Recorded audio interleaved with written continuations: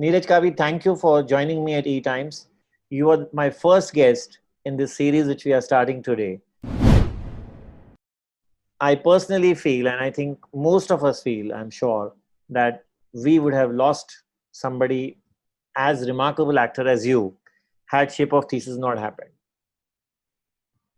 Now, I agree. I want to get into this entire journey. I like the way you said I agree, but I want to get into this journey.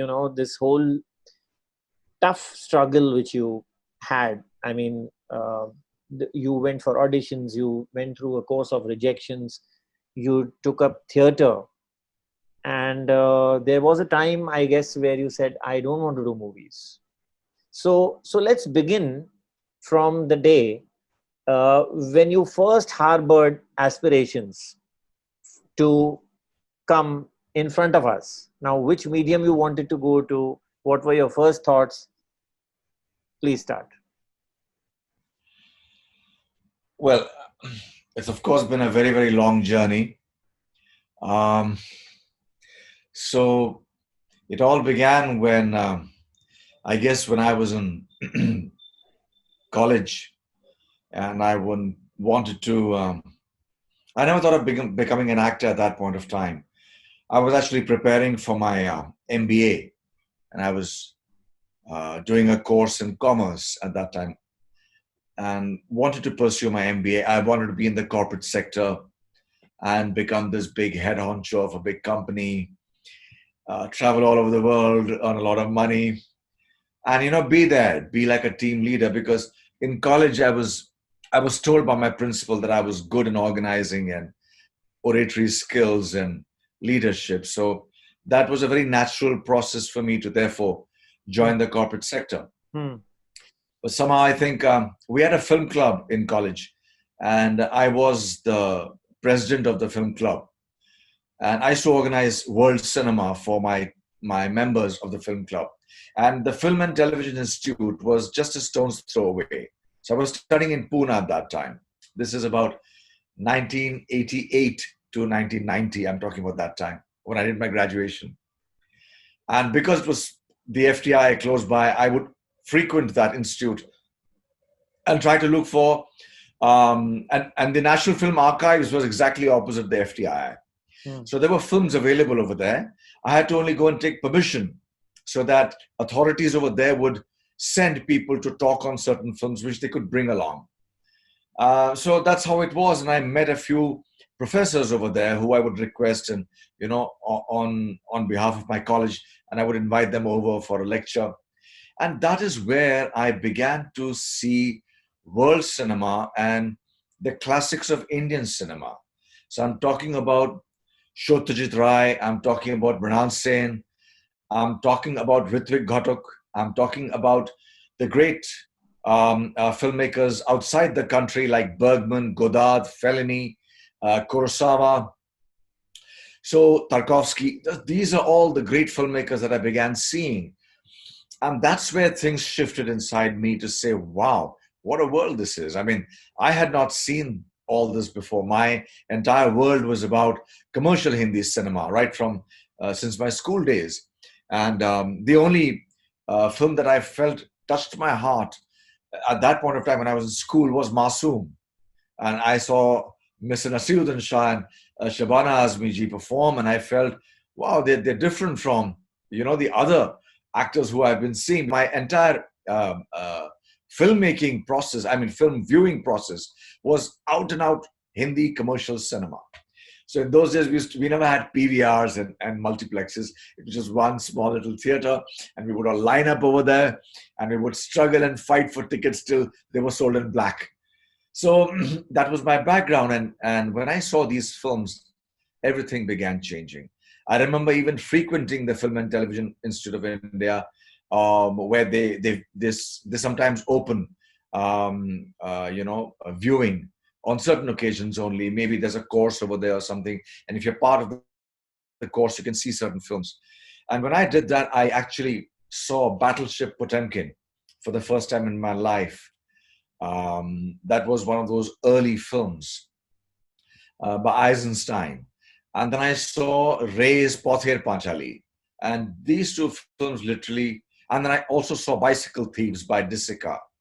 These three films blew my top absolutely. I had no idea that these would one day be the reason why I would shift my entire life and my profession into films and acting. And I saw a lot of books on acting at that point of time. I was fond of acting any which ways in school and in college. Very, very fond. In fact, I was winning short awards, small awards over there for short skits and plays in college and in school. But I never took that seriously. But when I saw this library full of books and studies on acting and films, that's where things changed. And that's where everything began. Very, very early. I'm talking about 1991, where I took a call that I want to be an actor.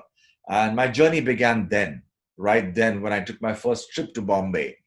When I was called by a casting director saying that we are casting for a huge television series by Mr. Sham Benegal, and there are multiple actors required. So just go audition, you might get something. That's how I came. And unfortunately, I never met that casting director who called me. He was not the main casting director. These are all the sub casting directors who are there. So the junior casting directors. And he called me. I remember going to Matunga station for the first time in my life to Bombay. And I waited there at the station for, I think, about 5 or 6 hours. And nobody came. So I came back to Bombay. That was my first tryst. I came back to Pune. My first tryst with Mumbai was exactly that period of those 5 or 6 hours at the Matunga station. You didn't call him back? And I came back, and then everything began after that. Whatever happened after that is the reason why I'm able to do what I'm doing today. But you didn't call him back and said, what nonsense is this? Have you called No, me? I couldn't, because I did call him from the PCO. At that time, there were no mobiles in 1991. So there were pagers, of course. I didn't have a pager. So we had to go to the phone booth and stand in line. And you put that 1 rupee coin and you call. I called him multiple times, never picked up the phone. So I came back. And and thereafter, I really knew that I wanted to be an actor. I wanted to pursue acting. I did apply for the National School of Drama. Unfortunately, the year I applied was a 0 year, which means no admissions. I again applied, I think, in 1994. And the postal order form used to be for 15 rupees. In 1994, it was 20 rupees. So I missed my admission by 5 Indian rupees. The form was sent back. Similarly, I applied at the FTI as well. And I couldn't pass. I applied for direction actually at FTI.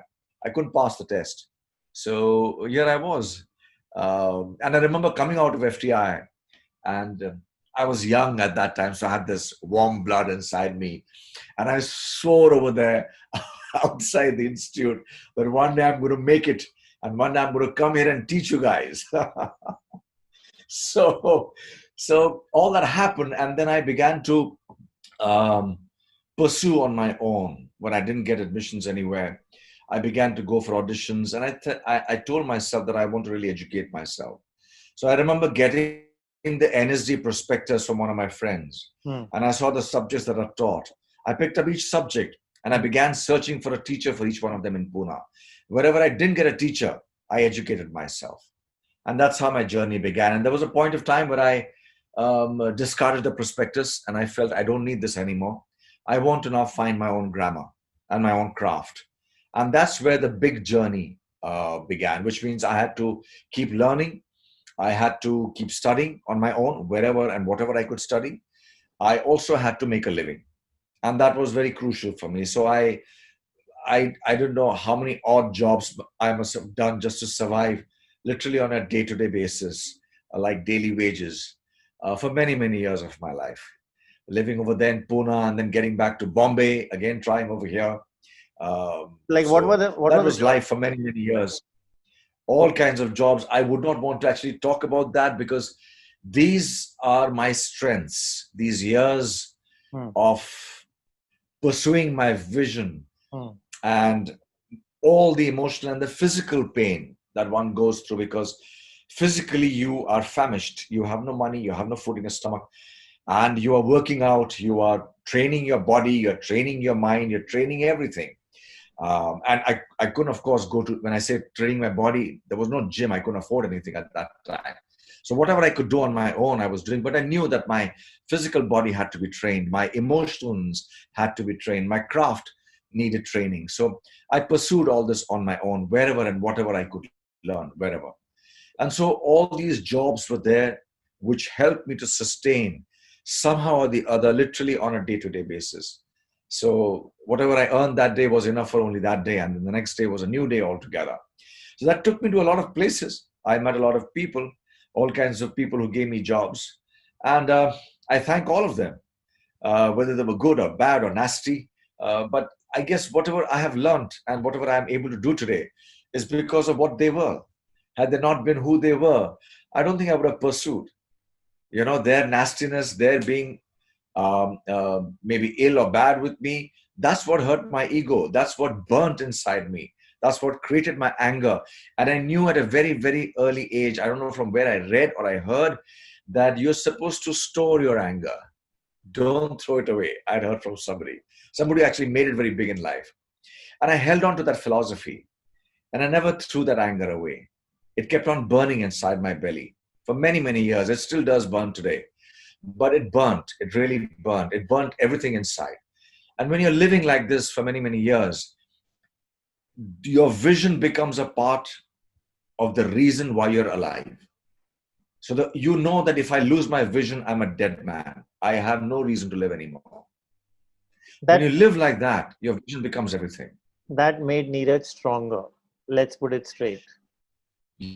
Yeah, I guess so. Because that's what all rejections, all everything, and the patience also. I would like to thank everybody along my journey to teach me what is patience, because I really, really gathered a lot of patience. I knew how to wait.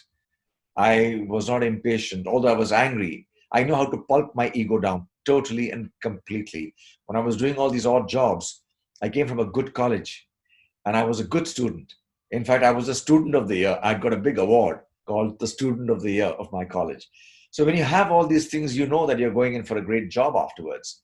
But nothing, you just are put down on the streets of Mumbai, day, night, 3 a.m., 4 a.m., whatever time of the day it is, you are literally roaming on the streets looking for work or doing all kinds of odd jobs and production work and spot boy work and whatever. I mean, these are not things I want to get into, but so many kinds of jobs. In this whole struggle, I mean, you also mentioned the auditions and the consequent rejections which followed. ये क्यों हो रहा था? ये आप audition के लिए जा रहे थे, आप अपना बेस्ट फुट दे रहे थे, बेस्ट एफर्ट दे रहे थे, फिर भी आप रिजेक्ट हो रहे थे कई जगहों पर. वो क्यों हो रहा था? ऐसा क्या चल रहा था उस वक्त कि आपको रिजेक्ट किया जा रहा था? Vicky, even till date, the rejections of auditions have actually been my least amount of pain and struggle. Mm-hmm. There were so many other things that I was personally trying to do to survive that was so painful that rejection from auditions really didn't hit me. Even today, if I look back, they didn't hit me. I mean, the continuous rejection for years, literally, didn't hit me so much. I was willing to try and try and try, but whatever else I was doing just to survive in a city like this, that was more painful. And I already had a family very, very soon at that point of time. So I was not just alone. I was surviving with my family, and that took time. You're not looking after yourself. You're looking after other members of your family in a city like this, which is difficult to survive, and that too in the line of films. And I wasn't even having a great body or good looks or whatever. In those days, it was a lot about great body and looks, because television serials were the only options, and they were very, very few, extremely few. Everything was about feature films, and feature films were reigned by the stars and the superstars. You had no chance to be a part of that. There was nothing at all. I never knew anybody who was not a star or superstar coming into films at that point of time. So we were all auditioning. Whenever I used to go for auditions, we used to put 50, 60, 100 people auditioning, and I never saw all these people on screen. So, but the rejection reasons, I still don't know why. I know either I was putting But my I think you best foot answered my forward. question that rejection reasons, perhaps what I'm gauging from your previous answer is that the body was required, the looks were required, and there were certain stars who were reigning the celluloid, and that's what you are hinting at. But tell me, during this But period, even if I'm saying this, Vicky, yeah, I am also not having a grudge I'm sure, that because that makes you stronger, as the you said. stars were raining at that time. I didn't have the looks, I didn't have the body, so it was obvious I could not be out there as a hero. So I accepted that. But Hmm. what I was not able to accept is the fact that, I mean, I was questioning the fact that if one has talent and skill, why isn't there space in the industry for such kind of people? I saw Nasiruddin Shah, I saw Om Puri Saab, I saw Pankaj Kapoorji, I saw Shabana Azmi, I saw Smita Patil, and I felt, are these the only people who we can call actors? I'm sure there must be many, but I would only see these five or six all the time coming as parallel cinema actors or the good actors of my industry. So I looked up to them, but I always wondered, what about the others? Aren't there many others who are there? And then slowly one began to hear about Irfan Khan, very, very gradually, very, very slowly, So, and then that's about it. We never heard about anybody else. And that stayed in my mind. And I told myself that actually that influenced me a lot. I told myself that I want to be a part of this group of 6 or 7 people. I don't want to be a part of the popular group because I know I don't have the looks, but I have the skill, I have the talent, and I can do this. Still, at that time, I never had the talent, but I knew that I'm willing to work hard to create the craft inside me. So I always looked up to these 5 or 6 people, and the journey that I wanted to take through was exactly what these people were doing, not the others. That was very, very clear. That became clear very early. Something from this talk so far makes me go back to something you said earlier, that you grew up on commercial cinema, and those were the only films you were seeing, you were also enjoying and whatever. But Yes. उनमें से कोई ऐसे stars नहीं थे जो आप जो ये नाम ले रहे हैं पैरेलल सिनेमा से, which you started idealizing and considering that you should also do some kind of work what they are doing. Were there no stars from commercial cinema whom you also associated with very strongly? Frankly, no. I enjoy these movies to the fullest. I was actually a kind of a person who would want to see the first day, first show of all these films. Mm-hmm. But I knew inside me that I would not do this. Mm-hmm. I would not want to do this. That's it. I don't know for what reason. Mm-hmm. I just felt I don't want to dance around trees. I don't want to dance some numbers. I don't want to disco. And I don't want to entertain. That was not what I was looking for. Somehow. I was looking for something and somewhere where I could research, where I could read, where I could study, where I could educate myself further. Because I'd come from college and I gave away my MBA. I didn't give it away so that I would just come and do anything that came my way. You think I gave it away because I wanted to pursue something where I could educate myself, which had a career somewhere.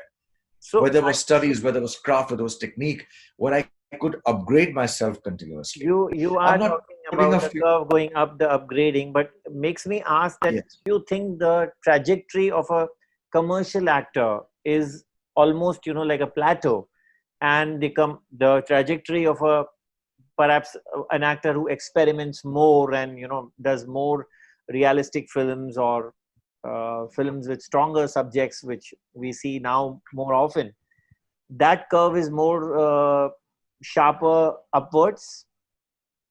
This is my personal opinion. I'm not judging anything at this point of time. I'm not passing judgment on anybody. But my personal opinion says that once you're a star, you're already accepted by the audience. The audiences love you. That's why they want to see you. They love the way you entertain them. So your graph almost is about just sustaining yourself and keeping yourself alive so that the audiences keep loving you. And once the audiences have loved you over 6 or 7 or 8 movies, then they're completely with you throughout. So there's no reason why you should be growing further or whatever, because they love what you do. If you change, if you do something else, they may not like you. Yeah, you So have there are styles that the stars you have have. certain signature. Yeah, many stars, right from Mr. Devan Saab, if you see, everybody has a style of doing or entertaining. And the audiences come only to see that style. If they change that, if they grow with that, the audiences may not like them. So you're also saying that a commercial actor gets trapped in a certain image, that this is your square, this far and no further. That's what the audience is like. That's what sells. And they know that very, very well. I think every star knows that this is the reason why people are coming to see me. So Yeah. this is it. If I go out of this box, then we don't know. The audience may not accept you. It has happened with a lot of stars. So I wouldn't like to name them or the name the films, but I've seen they tried something else and those films did not work. Yeah. So they got back to what they were doing and it was a super hit again. Yeah. Many of them have tried. Many of them have tried to come out and experiment with if they can do something else. Those films just bombed. They never, people didn't go to see them. Just tell me, was there a certain period of extreme despondency um, before you started rolling after 2012? Just in that period between 98 and 2012, was there a certain period when you said, yaar, ab aur kab tak? From 2012 onwards, are you asking me, or before that? No, I'm asking you between 98 and 2012, before Ship of Theseus happened. I can't remember now, very frankly, Mm-hmm. because there were so many things happening all together with Mm-hmm. my body, with my mind, with everything, that I can't remember if this thought ever crossed my mind. Because I personally, at that point of time, was only walking, and I was only walking. I did not stop. So I don't know if these thoughts ever crossed my mind, because I guess I never had the time or the space to even think about this, because it was taking so much of time and so long. I don't think this crossed me ever. In fact, it was the opposite, that I said that I just have to. Now there is no going back. Now there is no giving up. And your egos and your anger really cross your brain and your mind and go somewhere else. You are fighting to hold them. and Fantastic. and that point of time, I guess multiple thoughts come to you, but you discard them. You just discard them, because that's not what you're looking at, because you're Fantastic. seeing that years You're are holding passing on. by. You're holding on to your, principles, I would say.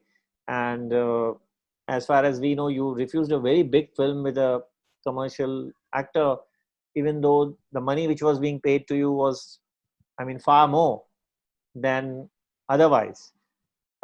You mentioned in one of your interviews that you didn't want to compromise. Can you elaborate on that? What did you mean by saying compromise? Do you mean to say that that particular actor would have been hovering on the screen, that particular actor would have been dominating the dialogues? Was that the bone of contention? Well, I don't know if I had said the word compromise, because I probably would not use this word personally myself. Mhm. But I remember this has not only happened in one film, it's happened in a couple of films even after that, where I Mhm. had to. The only contention is that if you're calling me and if you've seen my work before, Mhm. and if you're inviting me to be a part of a very, very commercial film Yeah. with a big star, then I always believe that you need to value what I have done. And it's not about me. You need to value any actor, especially in an industry that we have, where we have a lot of stardom. We need to also give equal space and respect to actors, to people who are performers. And I Mhm. believe in that very, very strongly. So when I probably discard a film, it's not just on my behalf. I'm also doing it for people to come. I'm also doing it for people who really deserve to be there and they don't get an opportunity to be there. So it's my loss when I say no in terms of remuneration and money. But the reasons for saying it is that whatever was being offered at that point of time was not enough to be spending my time and my craft for that film, because my presence in that film was not making sense to me. I was thinking, you can take anybody to do this role. Why are you calling me and taking my time? Because the time that was wanted from me and required was very huge, Mhm. very, very huge, because I had to be available at any point of time that the leading actor or the leading star wanted to shoot, or when he had his dates. And Mhm. so for that, they were blocking my complete sessions of dates for months together. Hmm. That is completely unacceptable. Hmm. Not when you have the skill, not when you have the talent, not when you've proven yourself with your work. So it's not That about, is something so it's not unacceptable. about the setup. It's not about the hero. It can be a big canvas film. It can be a very popular actor.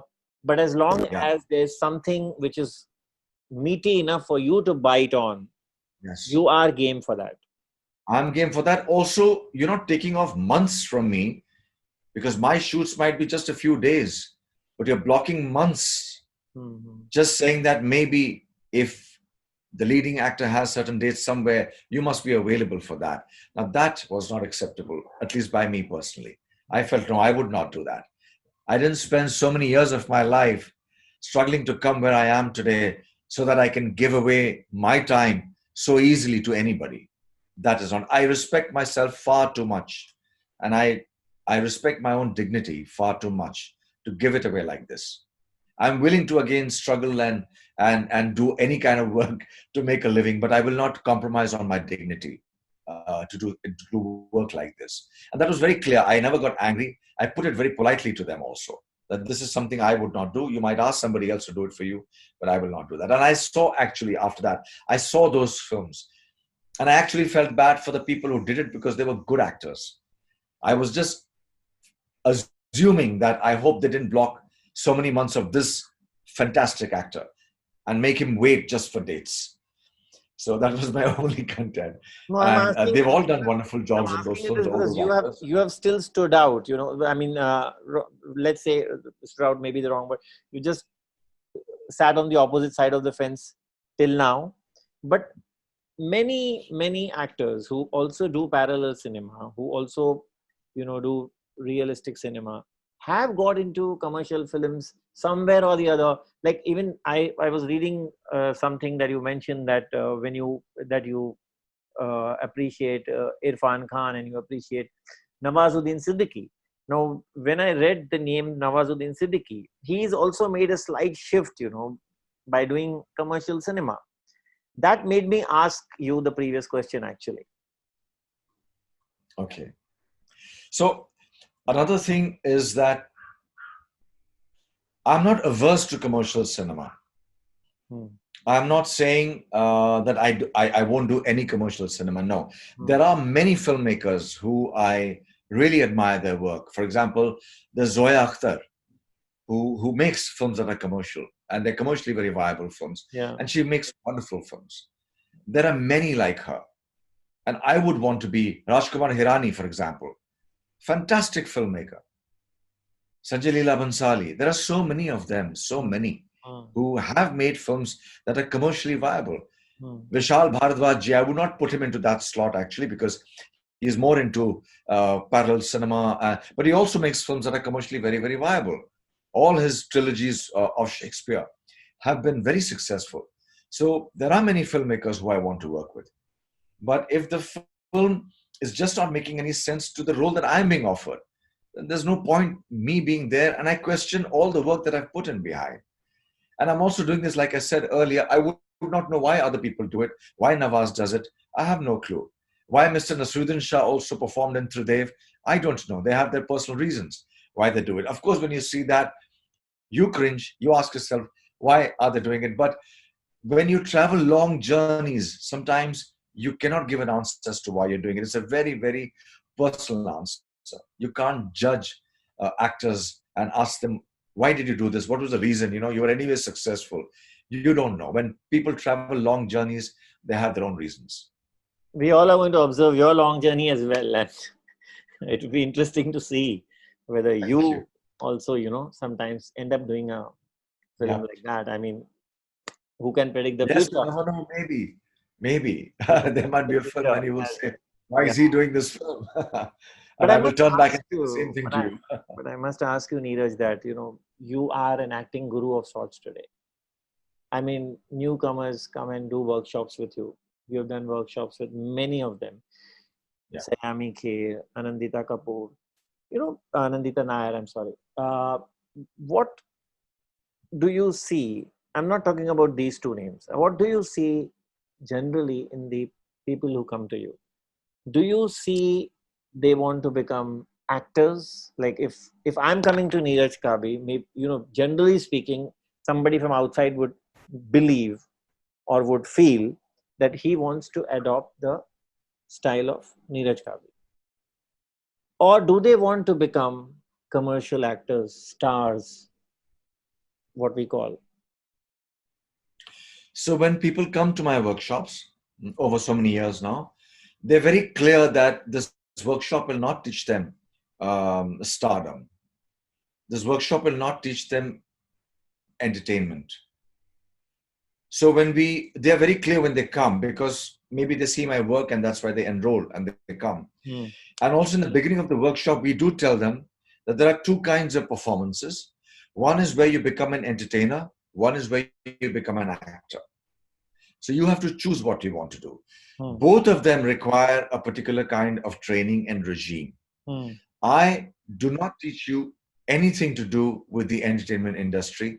I teach you things that you would require to become an actor. Hmm. So I segregate these two things immediately when people come to my workshop. Hmm. And I'm extremely clear with them so they know where they're traveling. And they're very clear on that. Because the training for the entertainment industry is a very outer training. And they do have to go through it. They do have to go to the gymnasium. They have to learn how to do workouts to build a body.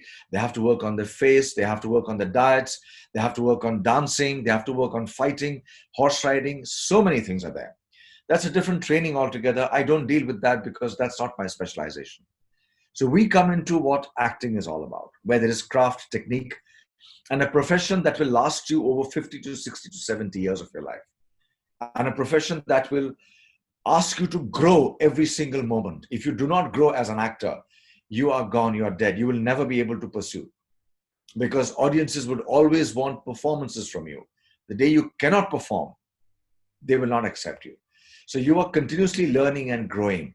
Right till the age of 90, 91, 92, whatever the age, I believe an actor should still perform, because he's an act. He is not an entertainer. And that's what I would call a great actor, who at the age of 90, 91 is still performing on stage and in cinema. I'm sure there must be. I haven't seen anybody, but I'm sure there must be.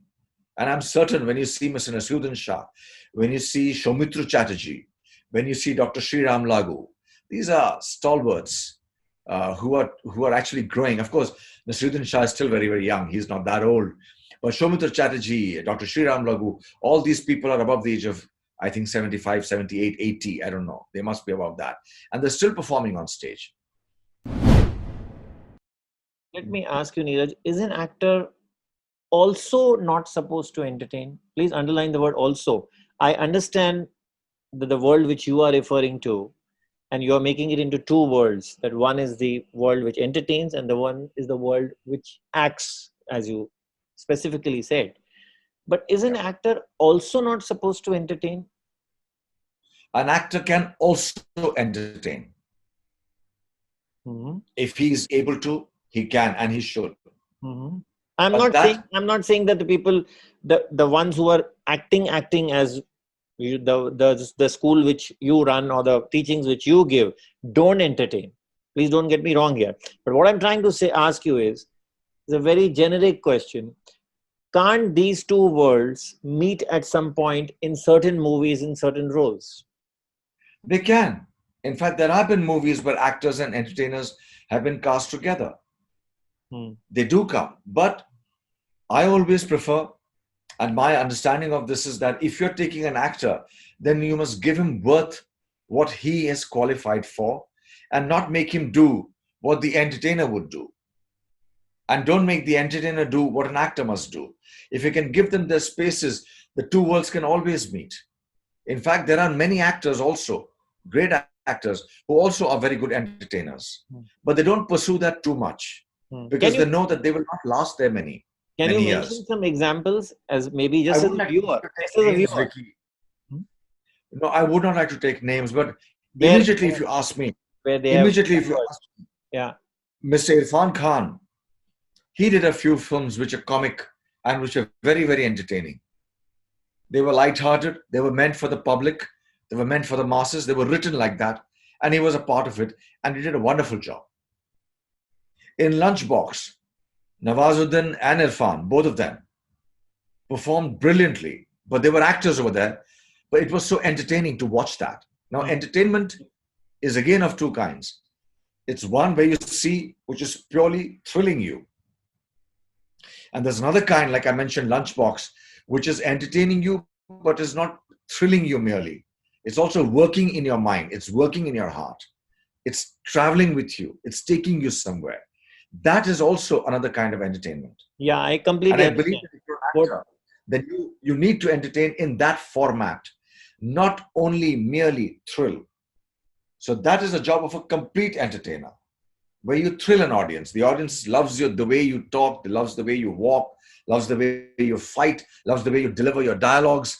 They may not be the way an actor must speak, but the entertainer will not follow those rules because the audiences want him to speak in a particular way, whether it is with a heavy baritone, whether it's shouting and yelling and speaking, whether it's speaking with, fast or whatever. That's what the audiences like to see. That's their choice. And you play to the audiences.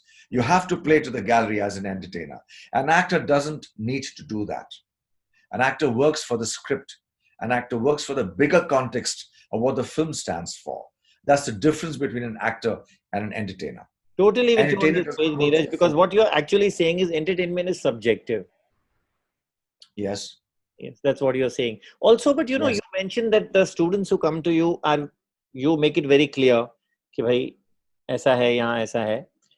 But tell me, some people may be joining you still because you are a superb acting coach or a renowned acting coach, and still, they might be saying, okay, I'm joining you for what you are advocating. But after a few sittings or after a few weeks, you realize, no, this person has come here to become a star only. Have you had these cases? Yes, I have. There are many times where I can see through and I know that, okay, they are not really keen to work so much Hmm. as what the workshop is allowing them to do. They're looking for something else. They're waiting for another session, let's say, of sword fighting or boxing or dancing on a piece of music. And that is relevant. In fact, they've come and asked me also at times in my early stages, not now. Now they don't. Now they know that they're coming here just to learn acting. But I would say about 10 years ago, 11 years ago, Hmm. they would come and ask me, sir, dance class कब होगा, हम गाने पे कब नाचेंगे, या fight sequence आप कैसे सिखाएंगे, एक्शन सीन्स कब करेंगे. So those are people who that they're not here to work in that format. तो फिर And जब ये then actually many years down the line, you actually see them in commercial films. So you say, that was a good guess because I knew this girl is not coming here to be an actress. She wants to be a, a popular star, which is fine. I mean, so many of them do that. In fact, a lot of the, again, like I said, I wouldn't like to name them, a lot of very, very good commercial actresses and actors, in fact, dance choreographers, mainstream dance choreographers, they've also come and done the workshop. with you. Hmm. So, yeah, but they know, they say that, okay, I'm not doing it. I know I will not learn entertaining from you. That I know because I do that very, very well. But I'd like to learn the craft. I'd like to learn how you get what you do. So just for that reason, they come. And these are short workshops I conduct for them on a one-to-one basis. So they're very, very small. And it's just a small, in fact, half the number of days that I spend with the others. And we do these sessions. It's just out of their curiosity, they do it. But फिर भी ऐसा हुआ है जहां आपने किसी को देखा है कि वो बहुत ही मतलब सिर्फ कमर्शियल में इंटरेस्ट ले रहा है और उसको बिल्कुल एफर्ट करने की मतलब चाह नहीं है, तो आपने जाके उसको बोला है कि आप please don't waste your time with me? Hey, ये मैं कभी नहीं कहूँगा. Even if I know that this person is not interested, I will still wait patiently for that person, him or her, to somehow grasp at least something that is being spoken in the session. Somewhere something might stay with that person. Somewhere something might open up in that person later on. So I wait for that time to come. Whether it does or not, I don't know. But I would never tell anybody that, you're coming with a different vision. This is not what the class will give you. So you're wasting your time. It's best if you take your money and you leave. I haven't done that ever. I always feel, no, come. You've come to a place where we learn something else. So come learn, whatever it is. Even if you learn 2 lines and 2 concepts in the entire 12-day workshop, you still will benefit. That I believe in a lot because I've spent a lot of time teaching. Sacred Games, Avrodh, Taj Mahal, Patal Lok. Please don't be diplomatic. Tell me one, which you pick as the best. No, you can't ask me this because I can never answer this. It's so difficult, so difficult to do this because every film that I do, um, I really put in a lot to, which is why I transform, which is why I am not the same. Hmm. What I was in Sacred Games, I'm not that in Patal Lok. Mm-hmm. What I was in Patal Lok, I'm totally different in Taj Mahal. There is no trace Yeah. of Parulkar or of Mehra in Taj Mahal. They are very different people altogether. Because I put in so much of myself into total transforming, Hmm. every film, every role becomes highly precious for me. But if you ask me still to dig in deep and to really choose one, maybe. So if I were to say it is a 5% more, uh, uh, a film that was more dear to me, I would say Ship of Theseus. That was my first film I did. Mm-hmm. And that will always remain very dear to me because it came after a long period of waiting, a really long period of waiting. So that is precious to me. And that took a lot out of me. It took my meat, it took my sweat, it took my blood out of me. So that is something I That's the preserve. project which you give an extra half inch for. And thanks to Kiran Rao and her team, I would say, going back to my Yeah, previous statement from where we started, that we have a yeah. fine actor, else we wouldn't have Thank you. so much to devour from you. One more thing, Neeraj. When you do these three mediums, when you do 3 hour long films, 2 hour long films, and when you do the long shows, and you also done some television. Yeah. How do you rate? I mean, how do you go about as far as your craft is concerned while facing the camera? Do you do it differently in the three mediums, or is it the Neeraj Kabi as per the script? He's just what he is. He will approach every role as per the character. So may I also add a fourth, which is theater, which is Yeah, stage. yeah, So if you're saying film, web series, and television, there's also stage for me where I perform. yeah. When I prepare for these, there are no differences as far as the platform is concerned. Hmm, My preparation methodology hmm, is as complex as it would be for, let's say, a film or a web series or a theater production or on television. They're not different. Only thing is that I'm aware when I perform, which platform am I performing for, what format. So if I'm performing in the theater, I'm aware there are no close-ups, there are no extreme close-ups, there are no cuts. It's all long shots and people are watching you. So my entire body is functioning and it has to throw itself open into a much larger audience. So I'm aware of that. So my performances slightly shift. The methodology does not shift, just the performance quality and level. That's what is exaggerated to reach out more.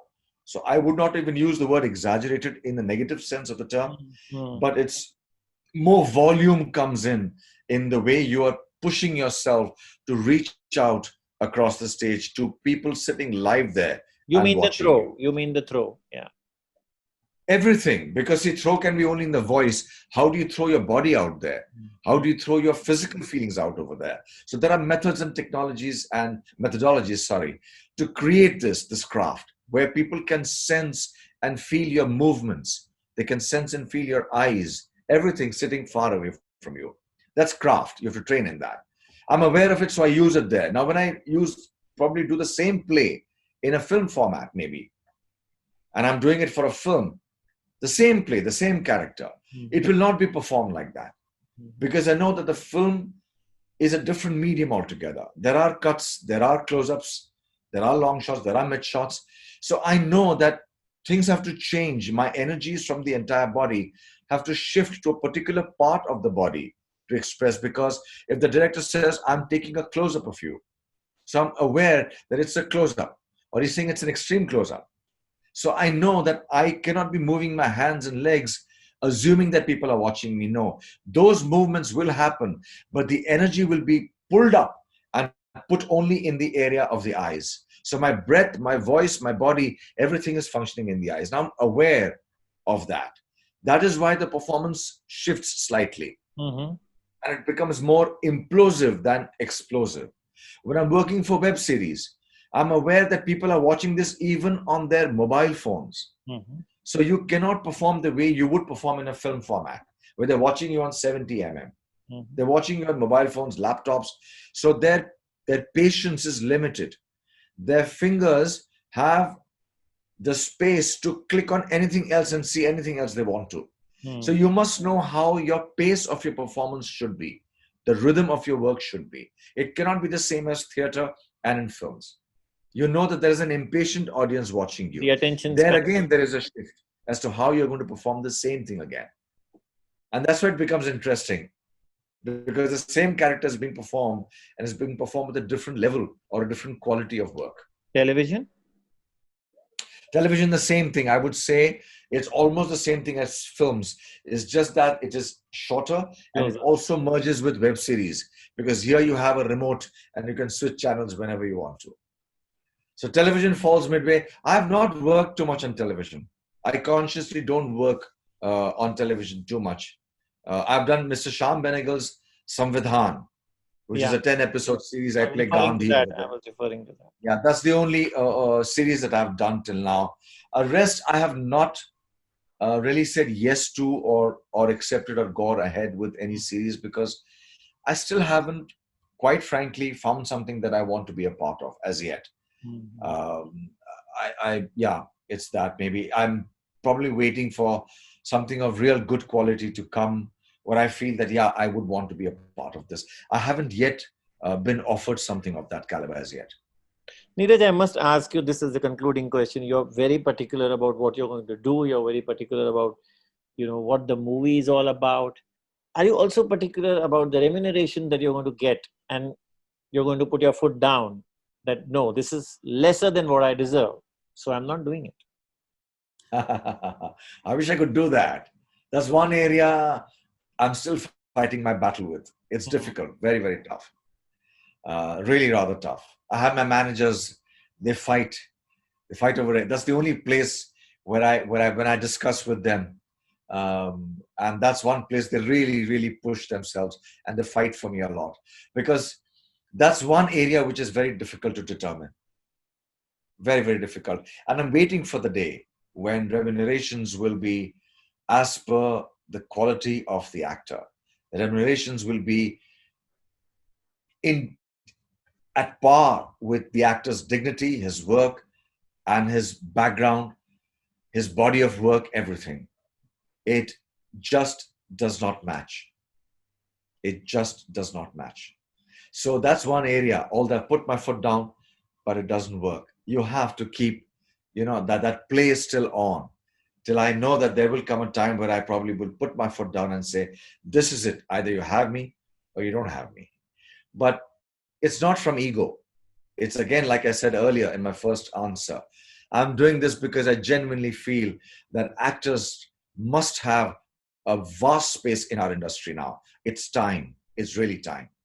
We cannot only have purely entertaining films happening. We have to, and web series has come in a big way to show that there are people who can write content, who can perform content.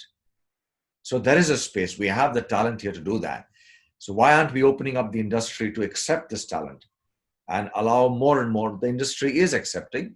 There are many films that have been made in the past which are fabulous, but I'm saying much more, much more. It's not enough.